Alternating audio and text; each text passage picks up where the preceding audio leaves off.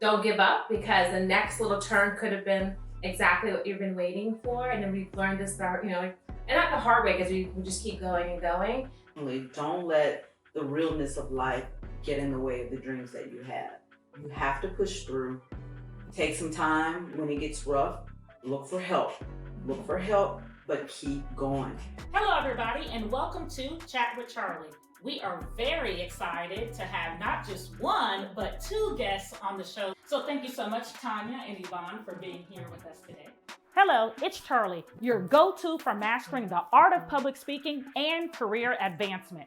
Welcome to Chat with Charli, where industry professionals share their invaluable insights and advice to help you excel within your desired industry. Get ready to dive deep into the minds of accomplished individuals as they unravel strategies, share personal experiences, and provide actionable tips that you won't get anywhere else. Whether you're looking to advance your career, start a new venture, or simply stay ahead in your industry, this is the place to be. Tune in and level up your expertise with Chat with Charli. Thank you. So we know that my love is public speaking. So if you all don't mind, can we start with a public speaking game? Sure. Just to get us loose and relaxed. Okay, Sure. Okay, she can play and you can help me host. Either way. So this is the game, which I know you all are super familiar with. So you'll just pull a topic and then I will start the timer and Okay. you will talk about that topic for as long as you can before you say the word Once you say the word then we'll just switch it to the next person. Okay. If you don't say the word whoever's first, then you just got the other person off the hook. They Okay. don't have to do You it. got this, Tonya. Here we go. I was wondering, I was like, who's gonna go first? Okay, you're up. You're the hot, so you get to take the cup. It's okay. take the Yes, cup. and you Okay. can pull your topic. Are you ready? Yes. Playlist. My favorite playlist has to be the ones I make with my husband. Oh. We have music from when we were kids. We started dating in high school. So I guess we would listen to New Edition. Don't tell all your business. Yes, I love New Edition. I mean, we have, so New Edition, all of the 90s boy bands. I just said Okay, switch. You were doing so good. I love her stories. I'm not a story-oriented person, but I'll try. Chips. Okay. Question mark. So just keep going. Yes. My daughter's nickname is Chipper because she loves to eat chips. As a mother, I feel bad for giving her chips, but if I could always just give her chips as a snack and she's happy, so be it. At school, they say that That's chips... time. Okay. Let's go. Good job. Good job. All right. That's good about this Chipper. That's a cute nickname. Yeah, that A lot of times your parents give you like those really random and embarrassing nicknames. I want a mom Stink, like stink. Yvonne. I used to stink, exactly, fat. I'm like, don't do that. I want Chipper. That's sweet. That's really cute. She loves it. Well, you all did an excellent job. As Thank y'all, you. y'all have similar backgrounds. That's awesome. Okay, so we will get started. We really want to be here to help folks that might be interested in joining an industry similar to you all. We will start off with just hearing a little bit about the company that you all work for and what background that you might have had to really bring you to that particular industry. So could somebody tell me a little bit about what y'all do? Yeah, collectively together, we work at United for College Success. UFCS is a nonprofit here in Houston. It's a statewide coalition bringing together those high schools and universities and community-based organizations and now employers. And Tonya is basically my boss because she sits on the board. If you don't know about nonprofit structure, I might be like CEO, executive. She's the board, so she is my boss. And together we help underserved young people get to, through, beyond. We say post-secondary now, I used to say college, but just that, beyond that post-secondary space to a viable, compelling future and career. That's wonderful. Every day of our lives. That's what we Wow. do. So you are on the board, Tonya, and then Yvonne, how do you serve within the The company? executive director Okay. / CEO, because we also have like a tech-enabled ed tech space as Mhm. well. And so that's my role. Right. And so when you choose your board, you try to get individuals with diverse backgrounds that can help make sure that you can network, make sure that you bring skill sets that can help business flourish, to pick up some of the the slack, and also be able to hold your CEOs accountable. Because if you don't know what the CEO should be doing, then you can't really be a good board member. So it's important to get people from all backgrounds as part of your board that are like-minded. If that makes sense. No, that's dynamic. So what motivated you to be a board member? What made you want to do that? Actually, it's like answering a call. She called and I answered. Literally. And I was very, very pleasantly surprised that she wanted me to be a part of it. I mean, I'm happy to serve. The rest is history. The rest is history. So what are some current trends that you all have noticed within your industry?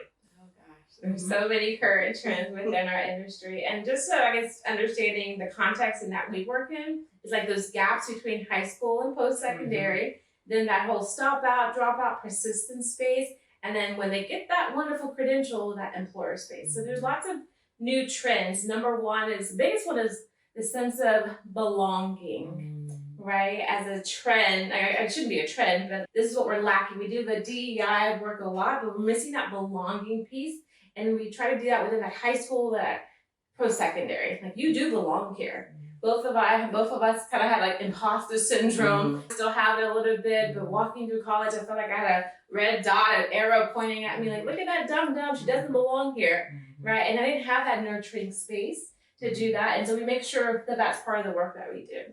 With these other students that tend to stop out, we're making sure that it's less transactional and more transformative. That's the whole new buzzword, right? Like, it's hard because we have to have transaction applications and FAFSA and do this X, Y, Z, and D and all this good stuff. But it's like, how do we have this good transformative relationship that are lasting, they're trusting?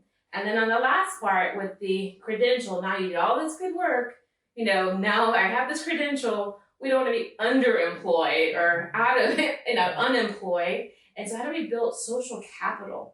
How do we activate employers to also help us build social capital and make sure there's alignment there? Because there isn't. We have all these promises of a big dream through education, and then once they graduate, it's like, what now? Right. It's discouraging. Right. And to pick up where she was saying with the DEI piece, so diversity, equity, and inclusion, people don't understand that there's always that invisible population, individuals with disabilities, individuals that can check several boxes. They're a minority, they're a woman, and they have a disability. How do you get those people seen? And how do you let those individuals understand that the things that they, like we use this in church a lot, with the devil meant for bad, God meant for good. They'll turn those things that people see as negatives into positives. You need me in your organization, and this is why. We help to employers to understand that they need to represent our communities. And so individuals in our communities are Black, they are women, they are minorities, they are immigrants. And you need to have these individuals in your work. So another role that she plays is our disability service specialist. And she's actually a CEO of her own company and does this work phenomenally. And it's just like having her sit on our board, be a part of our programming and our staff, has just been tremendous support and help. Understanding things that you're saying that we may not know to know, right? I don't know what we don't know until someone tells us, right? And it's really strengthened our outcomes. It's nice to be able to have somebody who sits on the board. That's almost a triple threat. So they're leading as far as a board member, but then they also have the knowledge to be able to push the work forward. And so that's what I'm hearing with this partnership that really is dynamic. A lot of organizations struggle with getting board members that know the work and understand it. And have that lived experience too at the same time with everything else. Right. So when we're talking about that, what are some ways that you all stay up to date or current with the work that you're doing? How do you all stay in the know? I'm definitely a lifelong learner for me. I am always listening to podcasts like these. Amazing. I call my car university. And so I have my podcast, my Audible, just learning books, just taking in that knowledge, and then connecting with experts in the field. Being on LinkedIn and really reaching out, which I'm an introvert. That's not my nature to reach out and ask for help. And I just go, let me figure this out. But no, I'm learning. No, we need to have that exposure and just connect with people, attend forums and different activities. I don't know what else to learn to invest in yourself. Go and get those certifications. Yes. Talk to people who have different skill sets from yourself. She's an introvert, I'm an extrovert. I had to learn to sit down and listen. That was a skill that I needed to to develop, because being an extrovert, you always need to talk and be a part of the conversation, but learning to listen and taking in more skills that you need to build upon. And don't take yourself so seriously. You can always learn from someone else, so don't be intimidated. Get with people who know more knowledge, that have more knowledge than you, and learn to straighten each other's crowns. Being able to be in the room with other knowledgeable women especially is very, very important. So I think that's one of the biggest things that keeps me in the know, just being around other women who are hungry and thirsty for knowledge, but also have a giving spirit, because a lot of people are hungry for knowledge, but they want to keep it to themselves. I tend to avoid spaces like that. I love that. And I've heard a CEO say it's best to be the last person in that room to speak. Don't always try to be like the first one. Right. People have ideas, take that in, like you're saying, and listen and be the last one to speak, because then you can take in everyone's perspective and really be powerful with that. And I always say that, I don't know how it comes out, but I'm like, I love being the dumbest person in the room. That's right. Today I'm going to learn something that day. So I love it. I don't feel intimidated by that. Right. It's like what we oftentimes would tell our children. If you're the smartest one in your friend group, we may need to take some time to reevaluate, that friend group. It doesn't mean you won't be their friend at all, but we need some other friends. We want to diversify our friendships. And it's the same thing with what you were talking about, with making friends with other people, colleagues, associates, and getting the knowledge that they have. You may be more knowledgeable in one area, but then they're knowledgeable in another area, and then together there's room for everybody. Right. So I think that's a dynamic piece that you shared. So when you're thinking about you all's industry, what are some skills that you have found vital to be successful? I guess in my role, it was like that leadership role. I follow so many different amazing people and women, their expertise. There's like this 7, if people want to look it up, the 7 C's of leadership. And so like those, that break it down, like citizenship, you have communication and commitment. And to understand like, if I could do these really, creativity is another one. If I could do these really well, then I'm going to be better than good leader. And there's also one that I look at and try to learn how to become that type of leader, the level 5 leader. So there's this book called Companies Go From Good to Great book. They did adaptation for a nonprofit.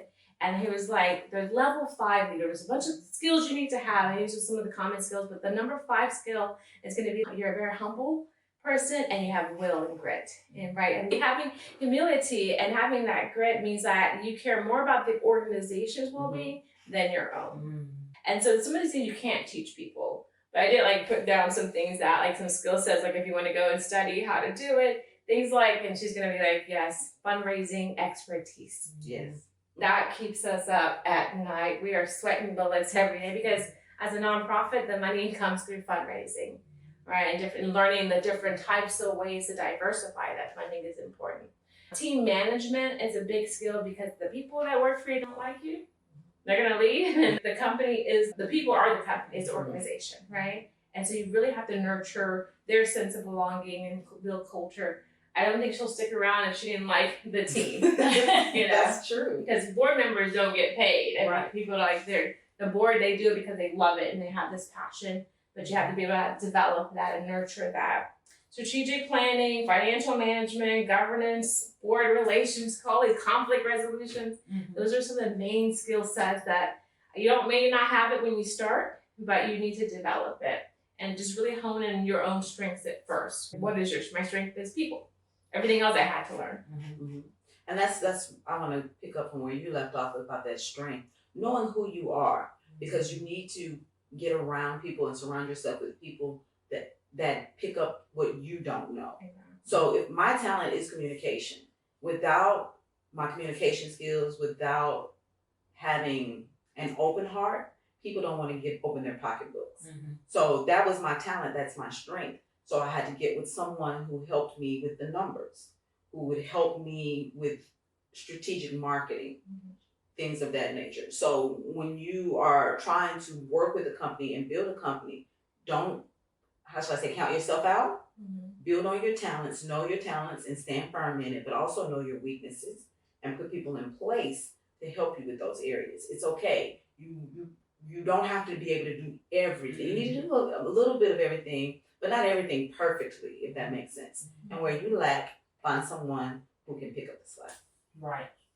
everybody can't be a subject matter expert in Mhm. every single area. We're going to have to learn how to collaborate with others. Yes. And that's what I'm hearing from you all, that you all do an excellent job on is figuring out who has that skill set that can come on board and help us get what we need and open that pocketbook. People don't understand being able to play nice with others. When we are teaching our children how to play with other students, we don't understand how important that is in the real world. Being able to play nice with others will get you a long way.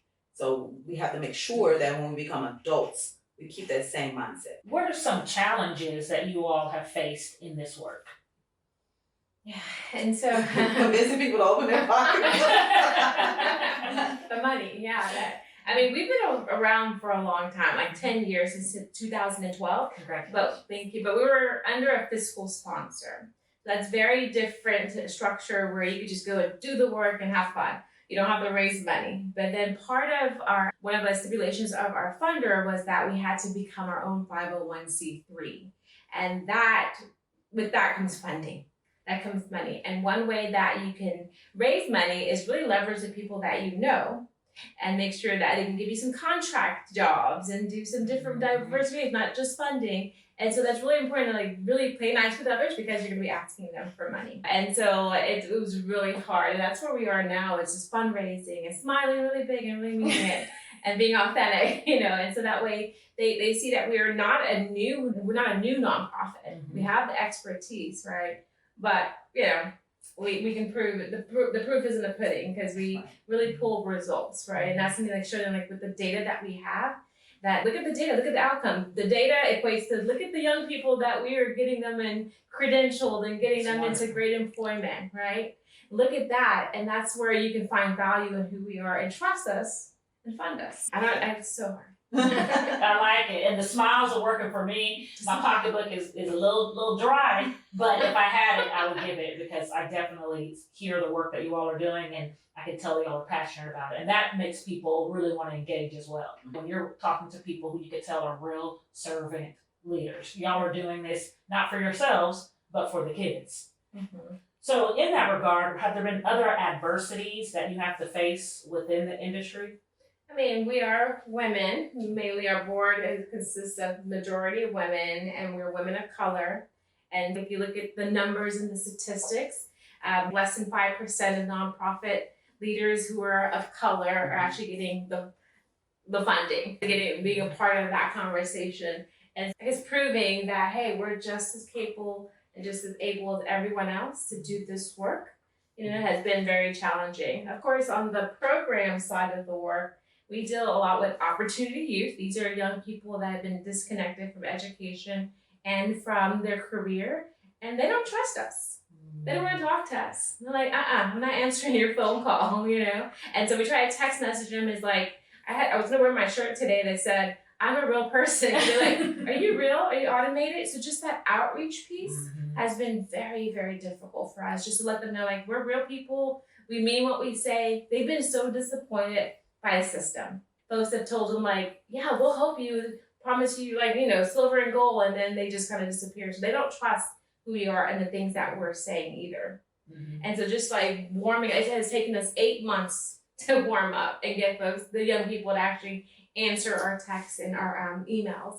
And now it's been phenomenal because now, okay, you're real. Right. This shirt was actually made by one of our young people. I had to wear it today. But this is what she was making to pay for college. And this is the realness that goes into the work that we're doing, and this is the trust building that we pour back into them as well. And it's just really hard. It's hard work. Right. And also, from an individual standpoint, burnout is real. You have to take care of yourself. You have to keep your mental health going. You also have to have multiple streams of income sometimes because your passion isn't always your funding source. So knowing when to take a step back, knowing when to stand firm, knowing when to press through, having that tenacity is very, very important. And also learning to get some sleep. Get some sleep, because you are no good to anyone if you're burned out. Your journey to success happens when your big dreams and your ambition match. As I'm listening to all the work that you all are doing, I'm wondering, when do you all sleep? Because this is difficult work. In the car rider line. Right, okay, the car ride. Oh, bless the baby. So don't sleep in the car rider line, please, people, because I'm behind that lady that's sleeping in the car rider line, laying on my horn like, go! Okay, you were there yesterday. I was there. That was me.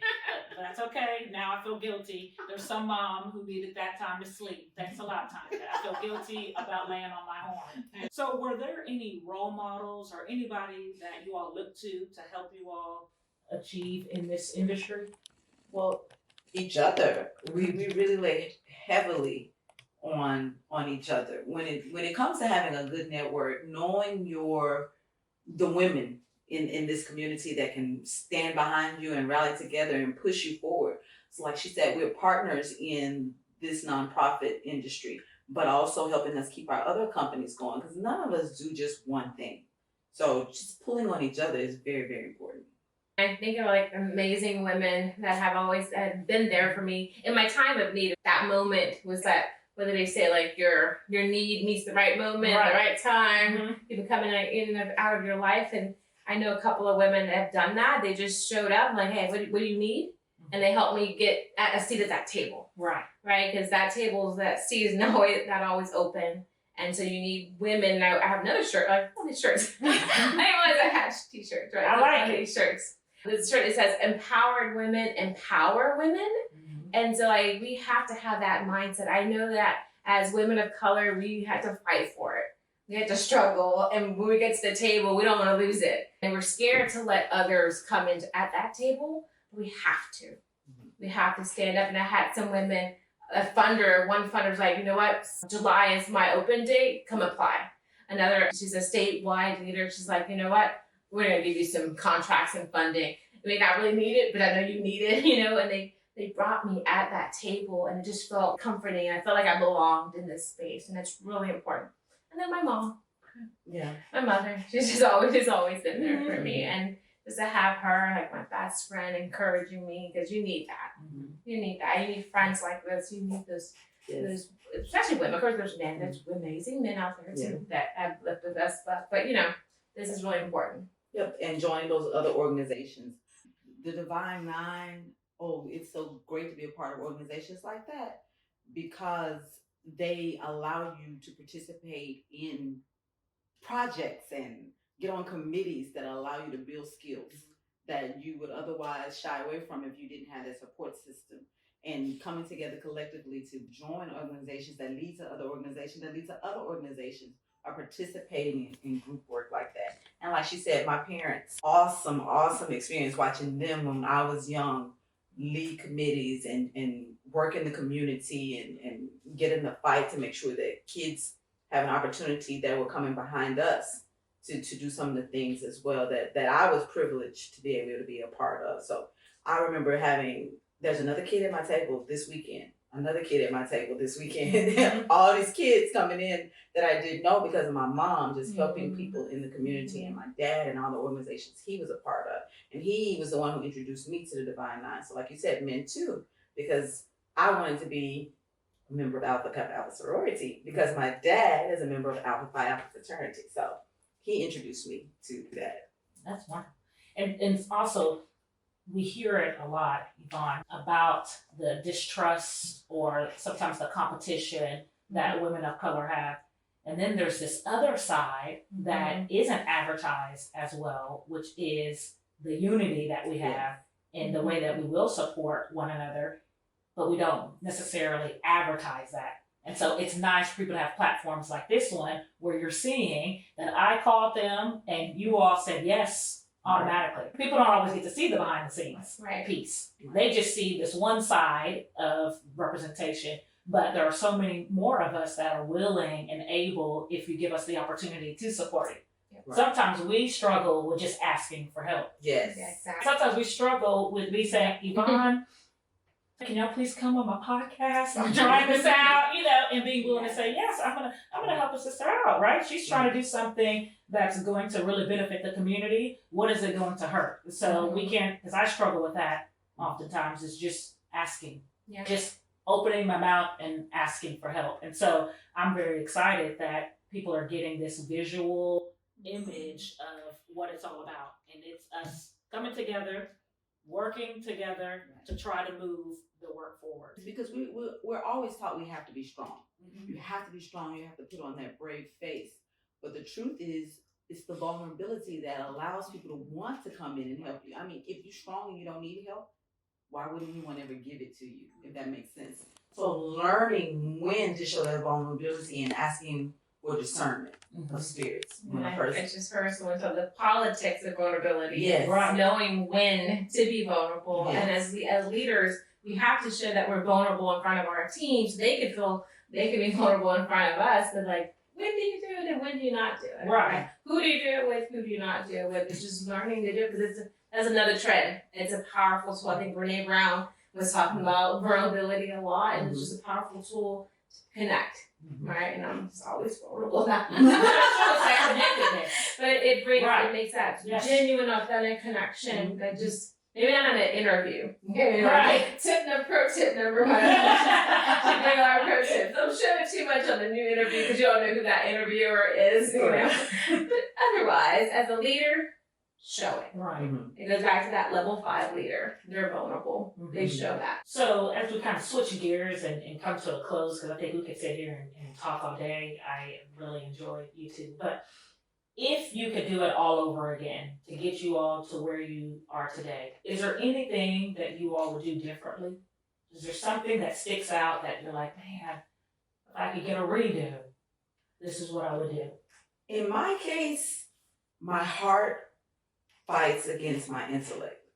So the professional, knowledgeable, college-educated person in me said that there's a set way that I have to do this. So I ran from what I was supposed to do for a long time because it made absolutely no sense.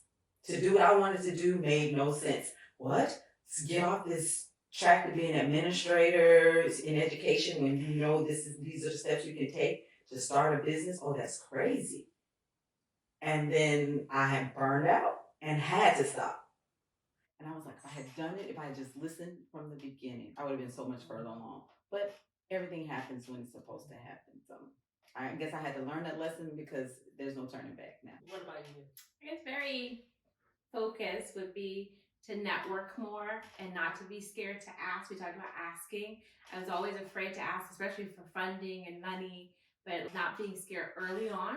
And even way before we formed the nonprofit, doing that networking and asking for money. Because those multi-billion-dollar nonprofits, they're not afraid to ask.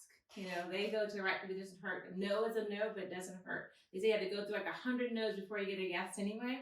But I wasn't conditioned to hear those no's. And I should have started earlier. Just conditioning myself, just asking random people and getting the no's. Like, okay, yeah, that was bad. By the 100th one, like, okay, that's a no. Next, right? Mm-hmm. And that's what I would have done differently. Just build that network. I'm very late on LinkedIn. If you go look at my LinkedIn, I'm just now building. And some people intimidate me with their 500 plus, 1,000 plus. I'm like, but they're networking. They're out there, and that's so vital for a nonprofit to get your message and your mission out there to the public early on, because people like, what do you do? Who are you? Right. You know, you have to build that up and show and prove yourself to people. It's really hard to do that on the back end or later on. I mean, in 10 years, hopefully we're going to be really comfortable. Right. But right now we are putting the pieces together as we go. Very, very gritty and very, we call it scrappy. You know, I was listening to you when you shared about get 100 no's before you get a yes. You know, when you can separate the emotion from the no, Yes. It's easier to hear the no because you're so confident in who you are as a person. The more confident we are as a person, the more confident we are in hearing no. Because it's not no to Charli, it may be no to the ask. Right. But we can't equate that with ourselves. And so I'm very impressed with you all's ability to get out there and get the funding and get what you need and overcome that difficult question. Because it's not easy to ask. But again, y'all are doing it. Yeah, Right. we needed the Charlies of the world. There's no plugging. Not trying to plug you. Like you're so, it's very genuine. Like, we need folks like you to be that. You know, I guess the voice in your ear that kind of tells you like it's okay, because we don't know. Like, what are we comparing it to? I have no idea. You know, I see a lot of educated white men in positions of power. That's all I'm seeing a lot of. And so it's hard to compare, like, oh, they must be super smart. They must do things that I can never do. Like there's something about them that maybe I don't have. You know, this imposter syndrome that's coming up. But like you said, we need coaches and people who have done it, understand it. Just what you said, like, yeah, the emotional part. Right. I don't know. I'm not there yet. You know, how to separate that rejection and not make it personal. Even like in emails, like right now we're trying to contact some folks, some important people, and they're not answering the emails. And I'm like, must be me. They hate me. They don't love me. Exactly. Next time you get that rejection, you want to just call me. Because I'm going to tell you, I'll be like, they probably didn't get it. They get 1,000 emails. They already donated to this other company. And so on and so forth. Right. But mine does go back to what you all were sharing earlier too, with just our parents. Mm-hmm. So my mom has always been very dynamic and one of those people in my ear that was doing the same thing as y'all's mother, just cheering me on. Wasn't always like this, but having that constant support. And then I realized I really connect with that, and I love to motivate others. I love to help them feel inspired, because at the end of the day, to be honest, it does it for me. Yeah. When I see other people light up and really do their passion, it does the same for me. So it may be a little selfish. I like to give because it makes me feel good as well. So, well, I will close with just this final question. If you could give some advice, so we know what you want to do differently, but if you could give advice to anyone out there that's interested in also going into the nonprofit field or even starting their own nonprofit, what would you say to them? What piece of advice could you provide them? That's a great question. Definitely that whole take it day by day, and just know that don't give up, because the next little turn could have been exactly what you've been waiting for. And then we've learned this, you know, and not the hard way, because we just keep going and going, but it may take more than a year to 2 years to 3 years, and you will see the fruits of your labor. Don't quit. I've seen people quit right short of that big opportunity, that burst of what they've been wishing for, and you won't know until you keep going. If you believe in it, just try and just keep going every day. I don't know, have these Charlies in your world. Seriously, you know, keep going, and let you know that you're on the right track, right? Definitely. Don't let the realness of life get in the way of the dreams that you have. You have to push through. Take some time when it gets rough. Look for help. Look for help, but keep going. That is the biggest advice that I can give. It's going to be hard. Nothing that is worth having is easy. You have to work for it. Put it in, and no one is going to love your dream more than you. You can't expect other people to want to help you more than you'll help yourself. So whatever you need, be able to fight through and go out there and get it. Just don't quit. That's perfect advice. I'm listening to it for myself. So this is what I'm saying to myself as well. So I appreciate you all being on the show today. I hope that you all enjoyed it and had a good time, because I know that I learned from each and every one of you today. It was nice having 2 people. This was different for me. And I'm like, okay, the more the merrier. Next time we have like 6, 7, 5, we have to get a bigger house so that we can have all of this knowledge in one space. So thank you all for being here. Oh, thank you. Thank you for having us. Thank you. Yay, we did it. And that wraps up another episode of Chat with Charli. Thank you all so much for joining me today as we explore various topics aimed to help you take your career to new heights. I hope you found today's discussion valuable and insightful. Remember, growth comes from continuous learning and taking actionable steps towards your goals. I'd love to hear from you all about today's content, so connect with me on social media at Lennon Prep and leave a comment or question to keep this chat going. Be sure to tune in to next week's episode, where we'll dive deep into the minds of another industry professional. It's going to be another informative and engaging conversation that you won't want to miss. And if you like Chat with Charli, don't forget to subscribe and leave a review on your favorite podcast platform. Your support means the world to me and helps us reach more people ready to level up their expertise. Thank you again for being a part of our career advancement journey. And remember, strive for excellence, not perfection. keep pushing forward, and never stop investing in yourself. Until next time, bye.